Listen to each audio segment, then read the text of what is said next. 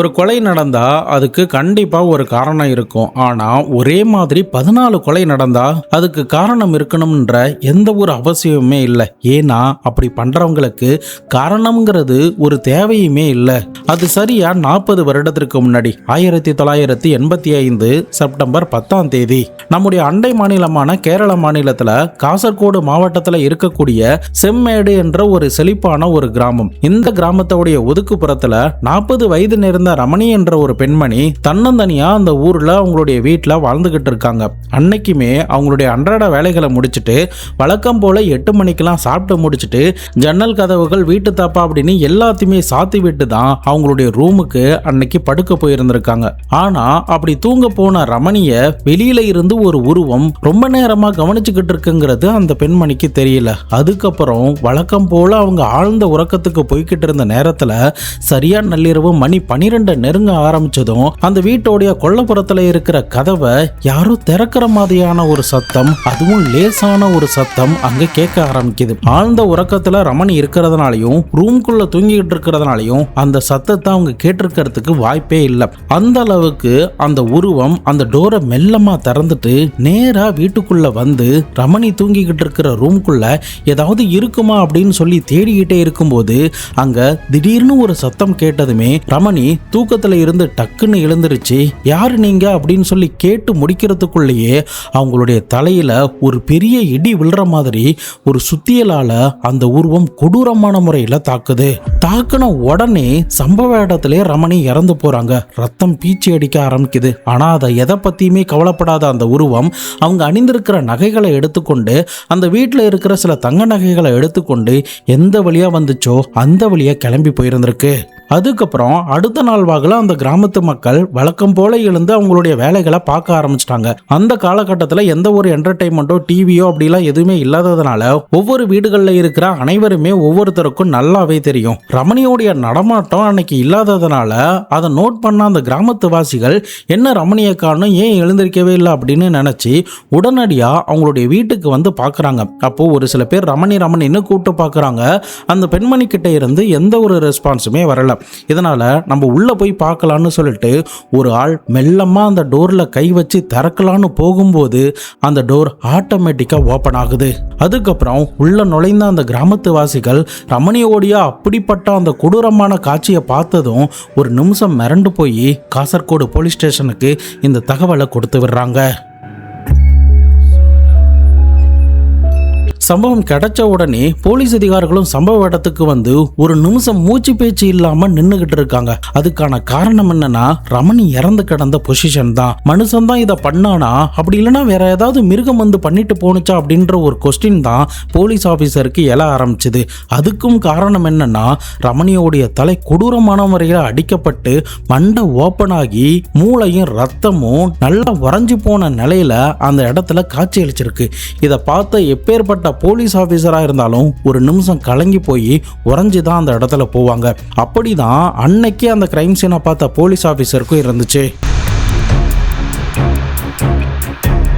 அதுக்கப்புறம் ரமணியோடைய சடலத்தை மீட்டெடுத்துட்டு போஸ்ட்மார்ட்டத்துக்கு அனுப்பி வைக்கிறாங்க. இன்னொரு பக்கம் அந்த வீட்டில் பக்காவா செக் பண்ணி பார்க்கும்போது அந்த கில்லர் வீட்டுக்குள்ள எப்படி வந்தான் அப்படிங்கிறத அவங்களால கண்டே பிடிக்க முடியல. ஏன்னா எந்தவித ஜன்னலோ எந்தவித டோரோ உடைக்கப்படவே இல்லை. ஃபோர்ஸ் என்ட்ரி மாதிரியான எந்த ஒரு தடயமுமே இல்லை. ஆனா வீட்டில் வைத்த பொருள் வைத்த இடத்துலயே தான் இருந்திருக்கு. பட் இன்னொரு பக்கம் ரமணியோடைய உறவினர்கள் கிரைம் சீனை வந்து பார்த்துட்டு ரமணியோடைய கழுத்துலையும் கையிலையும் சில தங்க நகைகள் இருக்கும், அது வந்து காணாம போயிருக்கு. அவங்களுடைய பீரோல்லையும் சில நகைகள் இருந்துச்சு, அதுவுமே காணாம போயிருக்குன்னு சொல்றாங்க. ஸோ இதை வச்சு பார்க்கும்போது கில்லர் கண்டிப்பா இந்த நகைகளுக்காக அவன் கொள்ளையடிக்கணும் அப்படிங்கிறதுக்காக தான் இந்த வீட்டுக்குள்ள நுழைந்து ரமணியை இவ்வளோ கொடூரமாக கொண்டு இருக்கான் அப்படின்ற ஒரு விஷயம் போலீஸுக்கு தெரிய வர ஆரம்பிச்சது. பட் என்னதான் இந்த மாதிரியான விஷயங்கள்லாம் தெரிய வந்தாலும் அந்த கில்லர் இந்த வீட்டுக்குள்ள எப்படி நுழைஞ்சான், என்னென்ன பண்ணியிருப்பான், அவனுடைய ஃபிங்கர் பிரிண்டோ ஃபுட் பிரிண்டோ எதுவுமே கிடைக்காம ஒரு நிமிஷம் போலீஸ் தகைச்சி தான் போயிருந்திருக்காங்க. இன்னொரு பக்கம் அட்டாப்சி ரிப்போர்ட்லையுமே அவங்களுடைய தலையில கொடூரமான முறையில் அடிக்கப்பட்டதுனால தான் அவங்க இறந்து போயிட்டாங்க. ஒருவேளை அவங்க தூக்கத்தில் இருக்கும்போதோ அப்படி இல்லைன்னா தூக்கத்தில் இருந்து எழுந்த போதோ இந்த சம்பவம் நடந்திருக்கலாம். இதை அவங்க எக்ஸாக்டா எப்படி சொன்னாங்கன்னா, இறந்து போன ரமணியோடைய கையிலையோ கால்லையோ மாதிரியோ சண்டை போட்ட மாதிரியான எந்த ஒரு காயமுமே இல்லை.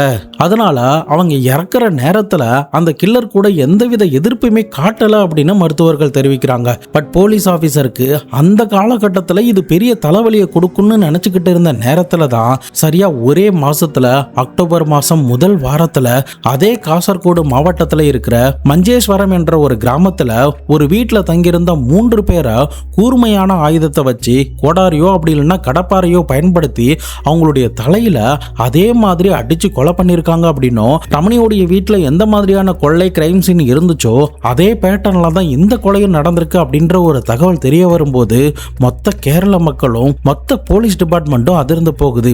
ஏன்னா ரமணியோடைய கொலையில எந்த மாதிரி தடயம்லாம் கிடைக்காம போனுச்சோ அதே மாதிரி தான் பர்ஃபெக்டா இந்த முறையும் அந்த கில்லர் இந்த கொலையை பண்ணிட்டு போயிருந்திருக்கான். அப்ப வரைக்குமே போலீஸ் ஆபீசருக்கு இந்த 2 கொலையும் ஒரே ஆள் தான் பண்ணிருப்பானா அப்படின்ற ஒரு கன்ஃபியூஷன் இருந்துச்சு. பட் அந்த கன்ஃபியூஷனை போக்குற விதமா தான் அடுத்த ஒரு சில நாட்கள்லயே அக்டோபர் 10, 1985 அன்னைக்கு அதே காசர்கோடு மாவட்டத்தில் இருக்கிற ஒரு பெரிய வீட்டில் தங்கியிருந்த நசரப்பையா மற்றும் இந்திரா அப்படின்ற தம்பதியினரும் அவங்களுக்கு உதவியா இருந்த விஸ்வநாதன் என்ற ஒரு வேலைக்காரரும் அதே மாதிரி கொடூரமான முறையில் தாக்கி கொலை செய்யப்பட்டு நகைகள்லாம் கொள்ளையடிக்கப்பட்டிருக்கு அப்படின்ற ஒரு தகவல் போலீஸுக்கு கிடைக்க ஆரம்பிச்சது. இப்போ ஒரே மாவட்டத்தில் 3 வெவ்வேறு இடங்கள்ல இந்த மாதிரி ஒரே பேட்டர்ன்ல கிரைம் நடந்திருந்ததுனால மொத்த கேரள மக்களும் இரவுல தூங்குறதுக்கே பயப்பட்டாங்கன்னு கூட சொல்லலாம்.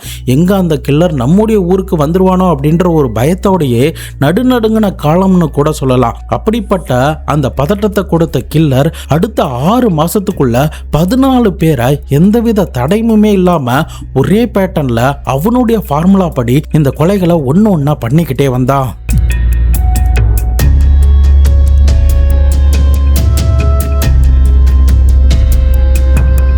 யார் அந்த கில்லர்? போலீஸ் அதிகாரிகள் அந்த கில்லரை கண்டுபிடிச்சாங்களா இல்லையா? 1985, 86 கர்நாடகா மற்றும் கேரளா மாநிலத்தையே புரட்டி போட்ட ஒரு சைக்கோ கில்லரை பத்தி தான் இன்னைக்கான வீடியோல தெல்ல தெளிவா அலசி ஆராய போறோம். போலீஸ் அதிகாரிகள் அந்த சைக்கோவை கண்டுபிடிச்சாங்களா இல்லையா, எப்படி அவனை கண்டுபிடிக்க போறாங்க, இன்னும் யாரெல்லாம் கொலை செய்யப்பட்டாங்க அப்படின்ற எல்லா விவரத்தையும் அடுத்தடுத்து நம்ம ஒன்னா பார்க்கலாம். வீடியோவை எங்கேயுமே ஸ்கிப் பண்ணாம தொடர்ந்து பார்த்துக்கிட்டு வாங்க. நான் உங்கள் Babu Shankar. Welcome to Babu Shankar files.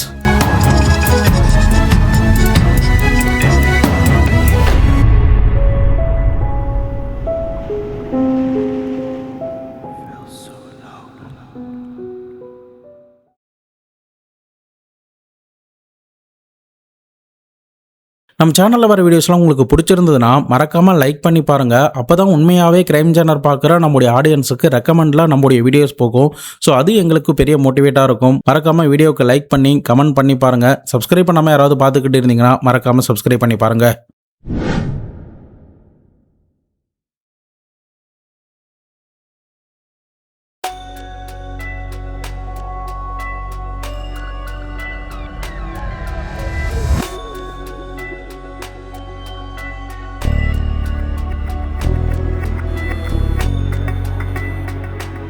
September 10, 1985 தொடங்கி அந்த வருஷம் முடியறதுக்குள்ளேயே கேரளா கர்நாடகாவுடைய பார்டர்ஸ்ல இருக்கிற சித்தரி, கூட்டலு, சமந்திக்கும் போன்ற பல்வேறு கிராமங்கள்ல அந்த சைக்கோ கில்லர் இதே மாதிரியான ஒரு பயத்தை உருவாக்கிக்கிட்டே இருந்தான். சாயங்காலம் 6 மணி ஆனாலுமே மொத்த கிராமத்து மக்களும் அவங்களுடைய கதவை அடைச்சிக்கிட்டு தங்களுடைய வீட்டுக்குள்ள போய் முடங்கியிருந்த காலம்னு கூட சொல்லலாம். வீட்டை விட்டு இரவு நேரத்துல வெளியில வரதுக்கே அவங்களுக்கு தைரியம் இல்லை. வீட்டுக்கு வெளியில ஒரு சின்ன சத்தம் வந்தாலும் கூட, இல்ல பக்கத்து வீட்டுல யாராவது சண்டை போட்டுட்டு இருந்தாலும் கூட உடனடியா போலீஸ் ஸ்டேஷனுக்கு கால் பண்ணி, சார் எங்க பக்கத்து வீட்டுல ஏதோ ஒரு சத்தம் கேக்குது, எங்க வீட்டுக்கு பின்னாடி ஏதோ ஒரு சத்தம் கேக்குது, சீக்கிரமா வந்து பாருங்க, அந்த கொலைகாரன் வந்துட்டான் போல அப்படின்ற மாதிரி பயந்துகிட்டே போலீஸ் ஸ்டேஷனுக்கு அடிக்கடி பொதுமக்கள் கால் பண்ணி இருந்திருக்காங்க. இப்படி கிராமத்து மக்கள் பயந்து போயிருந்தாலும் இன்னொரு பக்கம் இந்த கொலை தொடர்ந்து நடந்துகிட்டே தான் இருந்துச்சு. இன்னொரு பக்கம் போலீஸுக்குமே எந்த ஒரு தடயமும் கிடைக்காததுனால அந்த நேரத்தில் நியூஸ் பேப்பர்ல கேரளா போலீஸை வாட்டி வதக்க ஆரம்பிச்சாங்க. போலீஸ் ஆபீசரும் ஏதேதோ முயற்சிகள் பண்ணி பார்க்குறாங்க. பட் என்ன முயற்சி பண்ணாலும் அந்த சைக்கோவை அவங்களால பிடிக்கவே முடியல.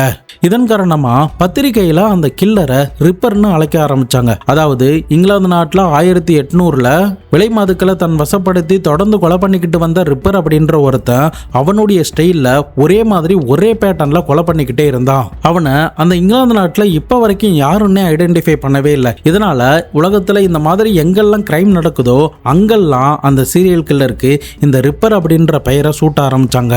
அப்படிதான் இந்த கேஸ்லயுமே கேரள பத்திரிகை அந்த சைக்கோ கில்லருக்கு ரிப்பர் அப்படின்ற பெயரை சூட்ட ஆரம்பிச்சாங்க. தொடர்ந்து போலீஸ் அதிகாரிகளுக்கு கால்ஸ் அதிகமாக வந்துகிட்டே இருந்ததுனால இரவு நேரங்களில் அந்த மொத்த போலீஸ் ஸ்டேஷனுமே ஆடி போனுச்சுன்னு கூட சொல்லலாம். மக்கள் பயந்து இரவு நேரங்களில் வீட்டுக்குள்ளேயே இருந்தாலும் தொடர்ந்து ஃபோன் கால்ஸ் போலீஸ் ஸ்டேஷனுக்கு போய்கிட்டே இருந்ததுனாலையும் மக்கள் தொடர்ந்து பயந்துகிட்டே வீட்டுக்குள்ள இருந்ததுனாலையும் மீடியாவில் போலீஸை பத்தி பயங்கரமா எழுதிக்கிட்டே இருந்தாங்க. இதன் காரணமா காசர்கோடு எஸ்பி ஆபீஸ்ல இருந்த உயர் அதிகாரிகளுக்கு என்ன நடக்குது, எப்படி இவனை கண்டுபிடிக்கிறது அப்படின்ற ஒரு குழப்பம் மட்டும் நீடிச்சுக்கிட்டே தான் இருந்துச்சு.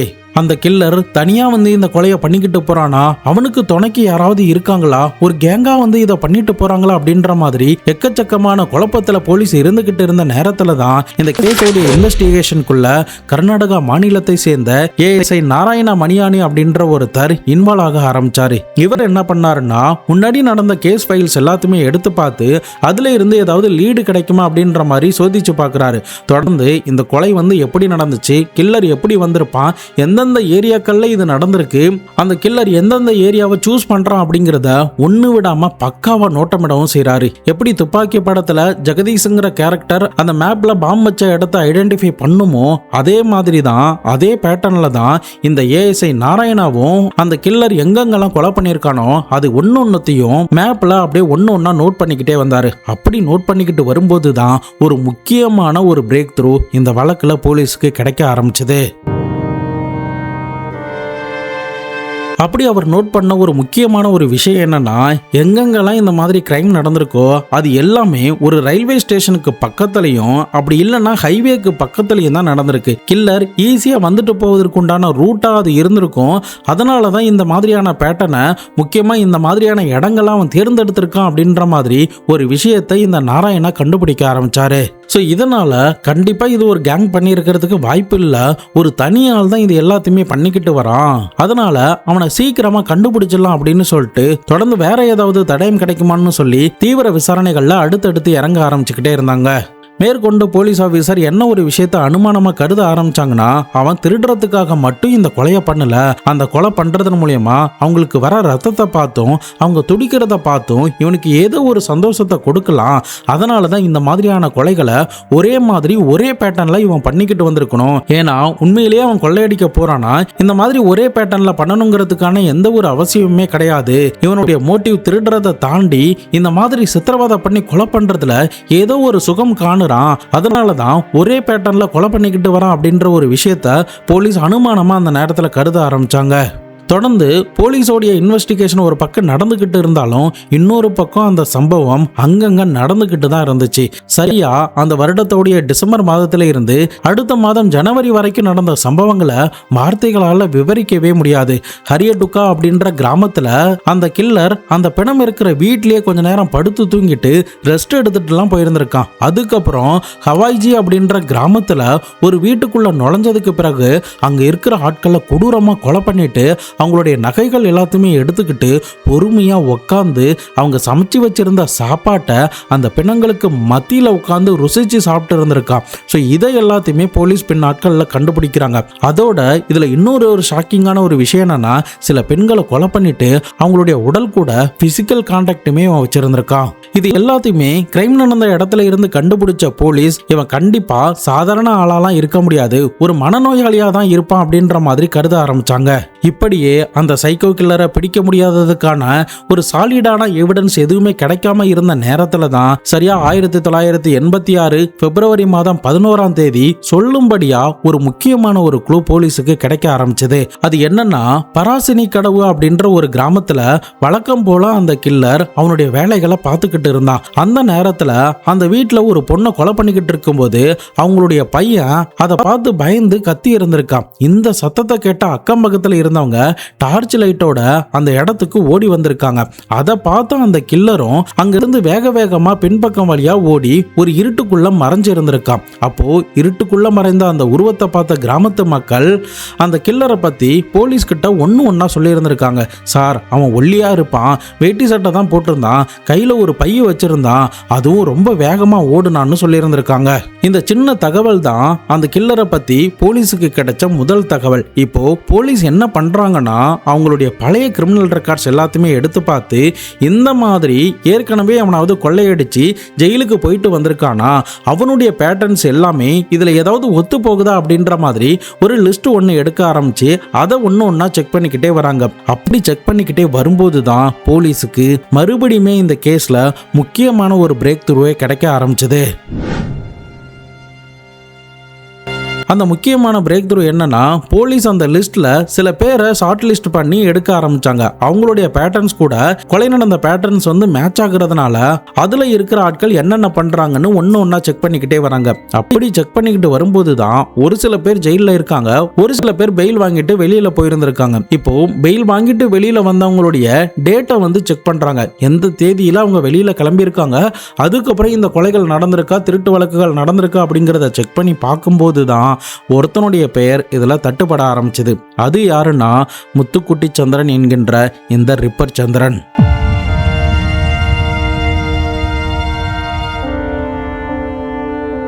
இந்த முத்துக்குட்டி ஜெயில இருந்து ரிலீஸ் ஆனதுக்கு பிறகுதான் இதே மாதிரி ஒரே பேட்டர்ன்ல கொலைகள் எல்லாமே நடந்திருக்கு. ஸோ இதனால போலீஸ் இந்த முத்துக்குட்டியை தேடி வேக வேகமா அவங்களுடைய கால்களை நகர்த்த ஆரம்பிச்சாங்க. 1950 டிசம்பர் 15 கேரளாவில் இருக்கிற கரித்தலம் அப்படின்ற ஒரு கிராமத்துல தான் இவன் பிறந்திருக்கான். சின்ன வயதிலேயே அவனுடைய அப்பா இறந்து போனதுனால வறுமை பிடியில அவனுடைய குடும்பம் மாட்டி தவிச்சிருந்திருக்கு. அப்போ அவனுக்கு 14 வயசு இருக்கும்போது பொழப்பு தேடி கர்நாடகா மாநிலத்துக்குள்ள போயிருந்திருக்கான். அங்க போனவன் வேலை இல்லாம திருட்டு தொழில பண்ண ஆரம்பிச்சான். பிட் பாக்கெட் அடிக்கிறது, செயின் ஸ்நாச்சிங் பண்றது அப்படின்னு இந்த மாதிரி திருட்டு வேலைகளை பண்ண ஆரம்பிச்சு கடைசியில ஒரு கொலையாளியாவுமே பின்னாடி மாறி இருந்திருக்கான். இப்படி இவனை பத்தின தகவல் போலீஸுக்கு ஒரு பக்கம் கிடைச்சதுக்கு பிறகு இன்னொரு பக்கம் என்ன ஒரு தகவல் கிடைக்குதுன்னா, யாரோ கொள்ளையடிக்கப்பட்ட நகைகளை கர்நாடகா மாநிலத்தில் இருக்கிற மங்களூர்ல உள்ள ஒரு கடையில அந்த நகைகளை விற்க முயற்சி பண்ணியிருக்கான் அப்படின்ற மாதிரியும், அந்த நகை திருட்டு நகைன்னு கண்டுபிடிச்ச அந்த நகை கடைக்காரர் உடனடியா போலீஸுக்கு தகவல் கொடுத்ததாகவும், தகவல் கேட்டு போலீஸ் ஆபீசர் அந்த இடத்துக்கு போகும்போது கேரளாவில் என்ன மாதிரி அங்காடையாளத்தோட சொன்னாங்களோ அந்த மாதிரி தான் அந்த ஆள் இருந்தான் அப்படின்ற மாதிரி அந்த நகை கடைக்காரர் போலீஸ் கிட்ட சொல்லியிருந்திருக்காரு. பார்க்கறதுக்கு ஒல்லியா வேட்டி சட்டை போட்டிருந்தா அப்படின்ற மாதிரி அவங்களுடைய அங்க அடையாளத்தை சொன்னதும் அதை ரஃபா ஒரு ஸ்கெட்சா ஒன்று வரைய ஆரம்பிச்சாங்க. அப்படி வரைஞ்சதுமே அவங்களுக்கு கிடைச்சது இந்த முத்துக்குட்டியோடைய முகம் தான். உடனடியாக இந்த முத்துக்குட்டியை பிடிக்கிறதுக்காக கர்நாடகா போலீஸும் கேரள போலீஸும் சேர்ந்து ஒரு ஜாயிண்ட் ஆபரேஷனை பண்ண ஆரம்பிச்சாங்க. இதுல ஏஎஸ்ஐ ஆன நாராயணா தலைமையில ஒரு டீம் கேரளா பார்டர் இருக்கிற lodge, hotel, bus stand, railway station எல்லா இடத்துலையுமே சந்தேகப்படும்படி யாராவது இருந்தாங்கன்னா அவங்க எல்லாரையுமே கூப்பிட்டு விசாரணை பண்ணிக்கிட்டே இருந்தாங்க. கர்நாடகா, கேரளான்னு எல்லா போலீஸ் ஸ்டேஷன்லையும் இவனுடைய புகைப்படத்தை அனுப்பி வச்சு இவனை பத்தின டீட்டெயில் ஏதாவது தெரிஞ்சா எங்களுக்கு தகவல் கொடுங்க அப்படின்னு ஒரு சர்க்குலர் ஒன்று போயிருந்திருக்கு. கடைசியா 1986 வருஷம் பிப்ரவரி 26 அதாவது அவன் கடைசியா கொள்ளையடிச்ச தேதியான பிப்ரவரி 11 அப்புறம் சரியா 2 வாரத்துல அவன் போலீஸ் கிட்ட மாட்டி இருந்திருக்கானா. எங்க மாட்டி இருந்திருக்கானா, கர்நாடகா மாநிலத்தில் இருக்கிற சிக்கமங்களூர் பஸ் ஸ்டாண்ட்ல இந்த முத்துக்குட்டி பஸ்ஸுக்காக வெயிட் பண்ணிக்கிட்டு இருந்திருக்கான். அப்போ அவனை பிடிக்கிறதுக்காக போலீஸ் மஃப்டியில நின்னுகிட்டு இருக்காங்க. அவனை நோட்டமும் விட்டுட்டு இருக்காங்க. ஊர் மக்கள் சொன்ன மாதிரியே ஒல்லியான உடம்பு, வேட்டி சட்டை, கையில ஒரு பை, இது மூன்றும் அந்த நகை கடைக்காரர் சொன்ன அடையாளத்துக்கு கூடயும் ஒத்து போனதுனால உடனடியா டைம் வேஸ்ட் பண்ணாம அவனை சுத்தி வளைச்சு அவனை கைது பண்ணவும் செஞ்சாங்க. அப்போ தப்பிச்சு போக அவன் ட்ரை பண்றான். ஆனா போலீஸ் பிடியில இருந்து அவனால வெளியில போக முடியாததுனால அவனை இறுக்கமா பிடிச்சதுக்கு அப்புறம் அவங்க கிட்ட இருந்த அந்த பைய உடனடியா சோதனை பண்ணி பார்க்கறாங்க. அப்படி சோதனை பண்ணும்போது அதுக்குள்ள ஒரு பெரிய சுத்தியலும், அந்த சுத்தில் ரத்தக்கரையோடையும் அது கூட சில தங்க நகைகளும் இருக்கிறத பார்த்துட்டு இவன் தான் உண்மையான கில்லர் அப்படின்றத போலீஸ் ஆபீசர் அந்த இடத்துல கன்ஃபார்ம் பண்றாங்க. மொத்த போலீஸ் ஆஃபீஸருக்கும் அப்பாடா இவனை நம்ம பிடிச்சிட்டோம் அப்படின்ற ஒரு பெருமூச்சு தான் அந்த நேரத்தில் இருந்துச்சு. தொடர்ந்து அவனை கைது பண்ணி கஸ்டடியில் எடுத்து அடித்து உதச்சி விசாரணை பண்ணும்போது தான் என்னென்ன நடந்துச்சு அப்படின்ற ஒன்னொன்னத்தையும் அவனுடைய வாயில இருந்து கக்கி இருந்திருக்கான்.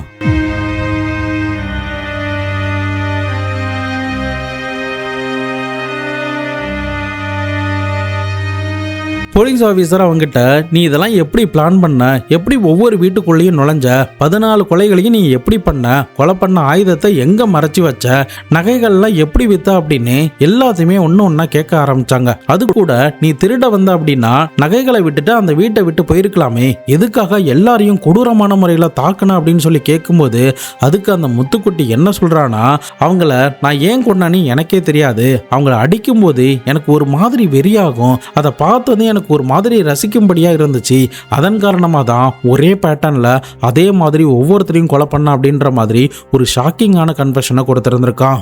இவனுக்கு இந்த மாதிரியான இன்பம் எங்கிருந்து தோணுச்சுன்னா, நான் ஆரம்பத்தில் சொன்னேன்னா ரமணி அப்படின்ற ஒரு பெண்மணி தனியாக வாழ்ந்துகிட்டு இருக்காங்கன்னு, அவங்களுடைய வீட்டுக்கு இவன் முதல் முறையாக நுழைஞ்சப்போ அந்த வீட்டில் இருந்து கொள்ளையடிச்சிட்டு வந்துடலாம் அப்படின்ற மாதிரி தான் இவன் நினச்சிருக்கான். ஆனால் அவங்க முழிச்சதும் இவன்கிட்ட இருந்து சுத்தியலை வச்சு அடித்ததும் அவங்க துடிக்கிறத பார்த்துட்டு அதே சமயம் அவங்க உடம்புல இருந்த ரத்தம் வரதையும் பார்த்துட்டு இவனுக்கு ஒரு வித மாதிரி ஆயிருந்திருக்கு. அதை பார்த்து ரசிக்க ஆரம்பிச்சதுக்கு பிறகுதான் அடுத்தடுத்து அவன் ஒவ்வொரு கொலைகள் பண்ணும்போது இதே மாதிரி வழியில துடிக்கிறத பார்த்து இந்த சைக்கோ நாய் ரசிச்சிருந்திருக்கான்.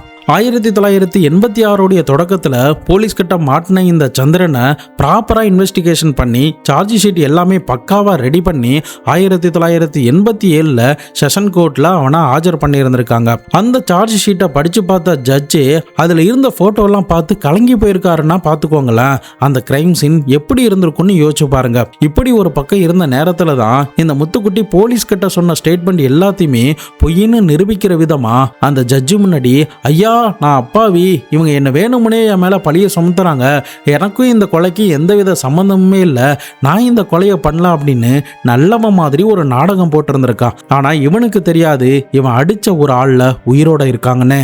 இவன் மூன்றாவதா ஒரு வீட்டுக்குள்ள நுழைஞ்சான்னு சொன்னல, அதாவது நசரப்பையா மற்றும் இந்திரா அப்படின்ற ஒரு ஜோடி வளர்ந்துகிட்டு இருக்காங்க. இவங்க கூட விஸ்வநாதன் என்ற ஒரு வேலைக்காரர் வளர்ந்துகிட்டு இருந்தாருன்னு சொன்னல. இதுல இந்த நசரப்பையாவுடைய வீட்டுக்குள்ள நுழைஞ்சு முதல் முறையா இந்த விஸ்வநாதனை கொலை பண்ணியிருந்திருக்கான். அப்ப சத்தம் கேட்டு இந்த நசரப்பையா வந்திருக்காரு. அதுக்கப்புறம் இந்திரா வந்திருக்காங்க. அப்போ அவங்கள அடிச்சு கொடூரமா தாக்கி உன்னுடைய நகையை கூட அப்படின்ற மாதிரி அவங்க கிட்ட கேட்டிருக்காங்க. பட் அதுக்கு அடுத்த நாள் அந்த கிராமத்து மக்கள் இவங்களுடைய வீட்டுக்கு வந்து பார்த்தப்போ இந்திரா உயிரோட இருக்கிறத பார்த்துட்டு உடனடியாக பக்கத்தில் இருக்கிற ஹாஸ்பிட்டலில் போயிட்டு அட்மிட் பண்ணி அவங்கள காப்பாற்றி இருந்திருக்காங்க. ஸோ இந்த இந்திரா தான் பின்னாடி கோர்ட்டில் வந்து, இவன் தான் அன்னைக்கு வந்தான், எனக்கு நல்லாவே ஞாபகம் இருக்கு, ஆள் ஒல்லியா இருந்தான், என்கிட்ட மலையாளம் கலந்து வேற மொழியில ஒரு ஆள் பேசினா எப்படி இருக்குமோ அப்படி தான் இவனுடைய ஸ்லாங் இருந்துச்சு, இதை கூட நான் போலீஸ் ஸ்டேஷனில் சொன்னேன். அப்போ போலீஸ் ஆஃபீஸர் என்ன சொன்னாங்கன்னா, இவன் பல லாங்குவேஜ் பேசுகிற ஒரு ஆளாக இருந்திருப்பான், அதனால தான் அவனுடைய ஸ்லாங் இந்த மாதிரி இருந்திருக்கலாம் அப்படின்னு என்கிட்ட சொன்னாங்க. எனக்கு இன்னைக்கு ஞாபகம் இருக்கு, இவன் தான் என்னுடைய வீட்டுக்குள்ள நுழைஞ்சு அந்த கொடூரத்தை பண்ணா அப்படின்னு ஸ்ட்ராங்கா இந்த இந்திரா என்ற பெண்மணி நீதிமன்றத்தில் சாட்சி சொல்லி இருந்திருக்காங்க. அப்போ அந்த முத்துக்குட்டி சந்திரனுக்கு ஆதரவா வாதாடின அந்த லாயர் வந்து இந்த அம்மா கிட்ட சில கொஸ்டினை கேட்டிருக்காங்க.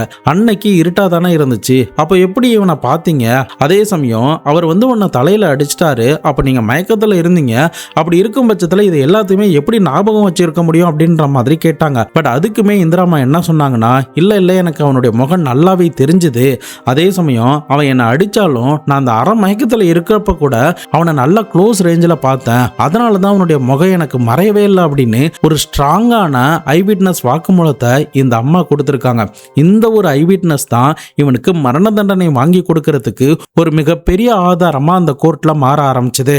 இன்னொரு பக்கம் இந்திராவுடைய ஹெல்த் கண்டிஷனும் மென்டல் கண்டிஷனும் எந்த மாதிரி இருக்கு அப்படிங்கிறத செக் பண்ண சொல்லி நீதிமன்றத்தில் ஒரு ஆர்டர் ஒன்று பிறப்பிக்கப்படுது. அதில் செக் பண்ணி பார்த்தப்போ அவங்க ஸ்டெபிளா தான் இருக்காங்க, எந்த பிரச்சனையுமே இல்லைன்னு மெடிக்கல் ரிப்போர்ட்ல வந்துருச்சு. ஆனா இந்த முத்துக்குட்டி சந்திரனுக்கு சில மெடிக்கல் டெஸ்ட்லாம் எடுத்து பார்க்கும்போது இவனுக்கு ஆன்டி சோசியல் டிசார்டர்ங்கிற ஒரு மனநோய் இருக்கு அப்படிங்கிறத கண்டுபிடிச்சிருக்காங்க. பட் என்னதான் இந்த மாதிரி மனநோயெல்லாம் இருந்தாலும் அவனை ஒரு சாதாரண ஆள் மாதிரி தான் கோர்ட்ல ட்ரீட் பண்ண ஆரம்பிச்சாங்க.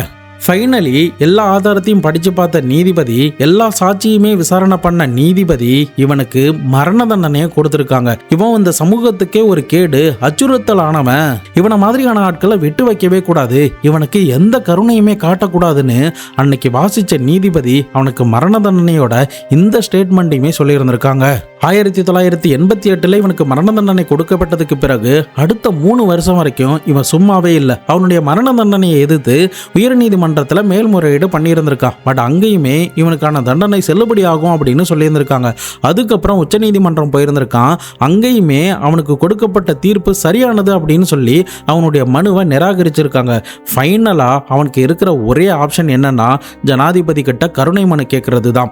அதுக்குமே இவன் ட்ரை பண்ணி பார்த்துருக்கான். பட் இவன் 14 பேரை கொடூரமான முறையில் கொலை பண்ணியிருக்காங்கிறதுனால அந்த கருணை மனுவை அப்ப இருந்த குடியரசுத் தலைவர் நிராகரிச்சிருந்திருக்காரு. ஸோ ஃபைனலி இவனுக்கான நாட்களும் ஒரு கட்டத்தில் குறிக்கப்பட ஆரம்பிச்சு அவன் ஒவ்வொரு நாளும் அந்த நாளை எதிர்நோக்கி பயந்தபடியே அணுக ஆரம்பிச்சிட்டான். அதுக்கப்புறம் கண்ணூர்ல இருக்கிற மத்திய சிறையில இவனுக்கான மரண தண்டனையை அங்க இருந்த ஜெயில் அதிகாரிகள் நிறைவேற்றி இருந்திருக்காங்க. அப்போ அவன் கடைசியா பேசின வார்த்தை என்னன்னா ஐ எம் ரெடி சார் அப்படின்னு சொல்லியிருந்திருக்கான். அதுக்கப்புறம் இவனுடைய சடலத்தை அவங்களுடைய குடும்பத்தார்கள் கிட்ட கொடுக்கறதுக்கு முயற்சி பண்றாங்க. ஆனா அந்த நேரத்தில் அவங்க என்ன சொல்லிடுறாங்கன்னா இவ்வளவு பேரை கொலை பண்ண இந்த பாவியோடைய சடலம் எங்களுக்கு வேண்டாம், நீங்களே எங்கேயாவது அடக்கம் பண்ணிடுங்க அப்படின்னு சொல்லியிருந்திருக்காங்க.